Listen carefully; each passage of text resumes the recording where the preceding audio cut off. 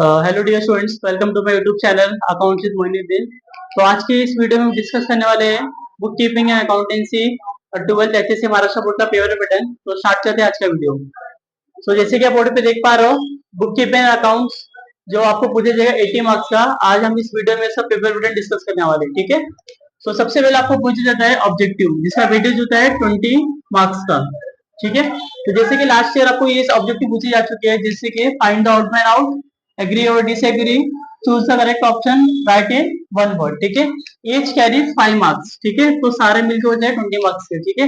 इसके अलावा भी आपको कुछ और दूसरे ऑब्जेक्टिव पूछे जा सकते हैं, जैसे कि आपको वन सेंटेंस पूछा जा सकता है, ट्रू और फॉल्स पूछा जा सकता है, फॉर्मेट ऑफ क्वेश्चन पूछा जा सकता है, या आपको आंसर इन वन सेंटेंस पूछा जा सकता है, ठीक है।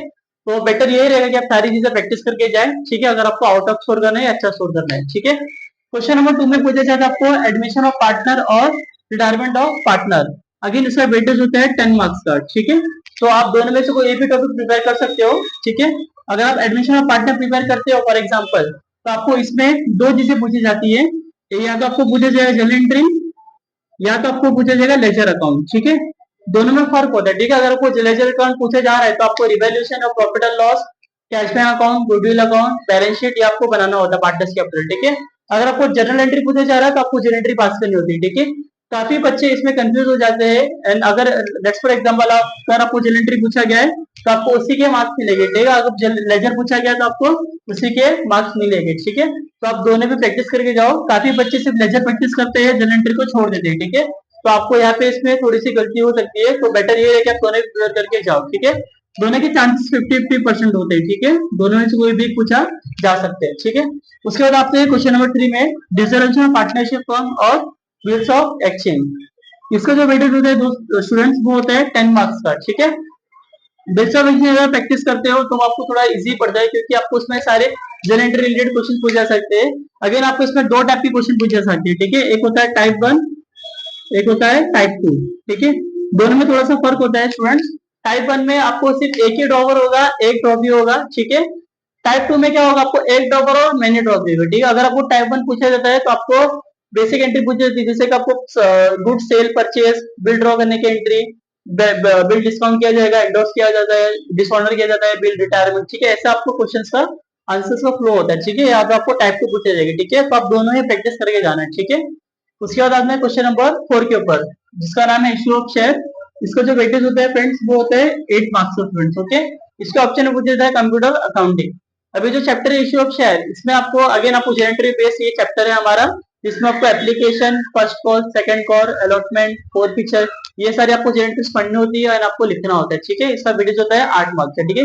काफी बच्चे को जेनेटरीज में डिफिकल्टी होती है समझने में, याद करने में, तो बच्चे कंप्यूटर अकाउंटिंग के 3 चैप्टर वो भी प्रैक्टिस कर सकते हो, ठीक है। अगर आप कंप्यूटर अकाउंटिंग लिखते हो तो आपको 8 में से 8 नहीं मिलेगा, आपको 5 to 6 मार्क्स या 7 मार्क्स मिलेंगे, ठीक है। पर अगर आपको आउट ऑफ स्कोर करना है स्टूडेंट्स, देन आपको इश्यू ऑफ शेयर प्रैक्टिस करना होगा कंपलसरीली, जो आपको 8 मार्क्स इजीली दे सकता है, ठीक है। अगेन आपको कंप्यूटर अकाउंटिंग में पूरा फुल मार्क्स नहीं मिलेगा, ठीक है। अकाउंट्स, मैथ्स ऐसे सब्जेक्ट्स होते हैं जिसमें आप 80 आउट ऑफ 80 स्कोर कर सकते हो, ठीक है। तो आपको फ्यूचर के लिए बेनिफिशियल होता है। उसके बाद आते हैं क्वेश्चन नंबर 5 में, जो है डेथ ऑफ पार्टनर और एनालिसिस ऑफ फाइनेंशियल स्टेटमेंट, ठीक है। अगेन ये भी आपको पूछा जाता है 8 मार्क्स के लिए, ठीक है। जो डेथ ऑफ पार्टनर है वो रिलेटिव थोड़ा इजी टॉपिक होता है, जिसमें आपको अकाउंट्स, लेजर अकाउंट पूछा जा सकता है। जैसे आपको जो डेथ जिसकी डेथ होती है उसका पार्टनर कैपिटल पूछा जाएगा, या बैलेंस शीट, या ऑल पार्टनर है तो फिर बैलेंस शीट, ठीक है। इसमें आपको दो कंसेप्ट आपने सुना होगा प्रैक्टिस करते समय, प्रॉफिट और गुडविल, दोनों के फॉर्मुलेस होते हैं फ्रेंड्स दोस्तों और स्टूडेंट्स, एंड आपको वही पढ़ के जो याद करना होता है प्रॉफिट का फॉर्मूला और गुडविल का फॉर्मूला, ठीक है। उसके बाद आता है question number 6, problem of not for profit concern, ठीक है। इसका जो वेटेज होता है वो होता है 12 मार्क्स का। काफी स्टूडेंट्स को ये टॉपिक में डिफिकल्टी होती है, क्यों? क्योंकि उनका जो बेसिक्स क्लियर नहीं होते हैं, उनको जो बेसिक्स है वो अच्छे से पता नहीं होता है, ठीक है। तो अगर आपका बेसिक्स क्लियर है, जैसे सब्सक्रिप्शन वाला पार्ट हो गया या एडजस्टमेंट वाले पार्ट हो गए, तो आप इजीली टॉपिक को स्कोर कर सकते हो, ठीक है। अगेन इसमें भी दो टाइप के सम्स आते हैं, 2 से 3 टाइप के। पहले टाइप में सिंपल सम होता है, आपको रिसिप्ट ऑफ पेमेंट दिया जाएगा और कुछ एडजस्टमेंट दिए जाते हैं, वो होता है टाइप 1, ठीक है, जो लास्ट एग्जाम में पूछे जा सकते हैं।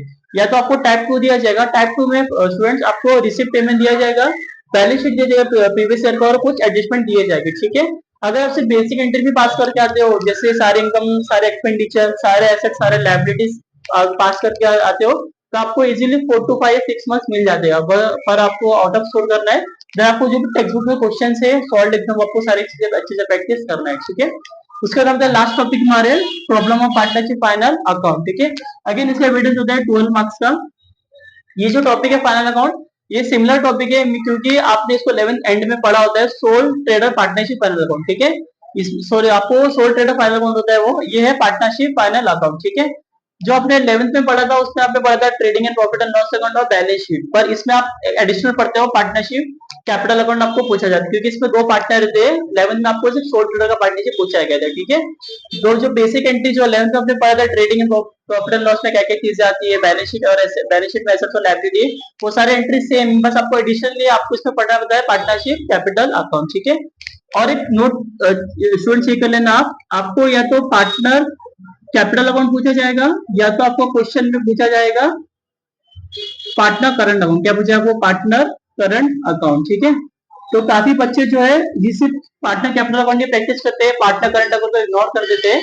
तो अगर आपको ये पूछा जाता है तो थोड़े से स्टेप चेंज हो जाते हैं। तो मैं आपसे रिक्वेस्ट कर रहा हूँ कि आप दोनों भी चीजें प्रैक्टिस कर लीजिए, ठीक है। क्योंकि ज्यादातर बोर्ड एग्जाम्स के पैटर्न में ऑब्जर्व किया जा चुका है दैट करंट अकाउंट के जो सम्स होते हैं वो पूछते ही है, या तो आपको एडमिशन ऑफ पार्टनर में पूछेगा, या तो आपको रिटायरमेंट सॉरी आपको फाइनल अकाउंट में पूछेगा, ठीक है। कहीं ना कहीं आपको एक करंट अकाउंट से रिलेटेड क्वेश्चन आपको मिलेगा ही मिलेगा। तो इट्स बेटर कि आप सारी चीजें प्रैक्टिस करके जाए, ठीक है।